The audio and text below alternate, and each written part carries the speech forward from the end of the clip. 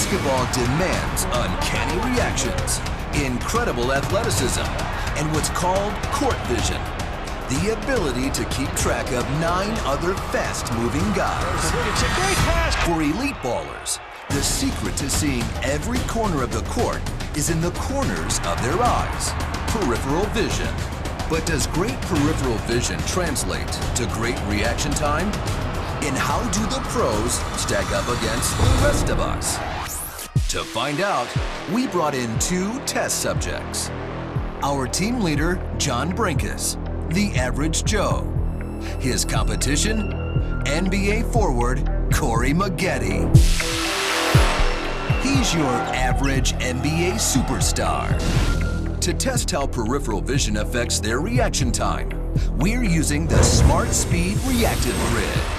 This new cutting-edge technology tracks athletes' movements with infrared scanners and transmits data instantly and wirelessly. Each runs through a starting gate and then is forced to react to a light that prompts them to cut either right or left. This test allows us to calculate the difference in reaction times between the average Joe and an elite pro down to the thousandths of a second. We'll be able to see if having great peripheral vision translates to a great reaction time.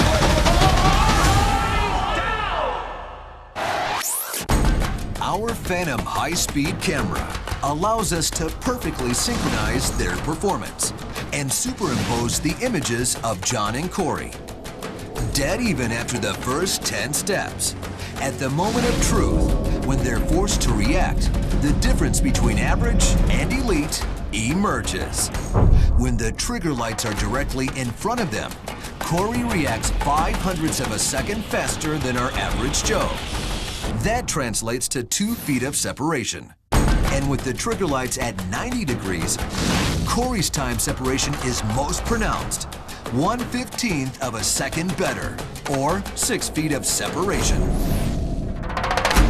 Even though it seemed like the times were close, in reality, that fraction of a second equals 1 light year. That's the difference between the average Joe and an elite athlete. Why does the separation get greater as the trigger lights get further apart? The answer is Corey's highly developed sense of peripheral vision. He's better able to react to stimuli in the corners of his eyes, our built-in motion detectors. The only thing that changed was the position of the gates. So indeed, elite athletes do react more quickly to things in the corners of their eyes. The stronger the peripheral vision, the faster the reaction time. So how do the best basketball players use superior peripheral vision on the court?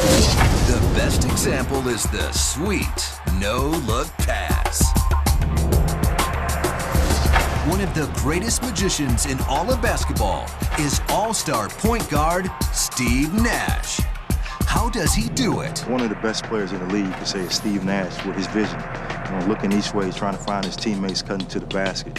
You have like 4 or 5 different options where you got to make the best decision to get the ball to the right player. Our motion tracking technology shows us how peripheral vision gives Steve Nash a 360-degree view of the court. This is an inside look at the no-look pass. Think of the eyeball as a 180-degree fisheye lens. The front of the eyes are loaded with receptor cones, which specialize in detecting color, while the sides are packed with receptor rods, better at detecting motion. While new information is entering the eyes in the front of his head, when Nash turns his head, the images of what's going on behind him are still fresh in the brain. These are the eyes in the back of his head.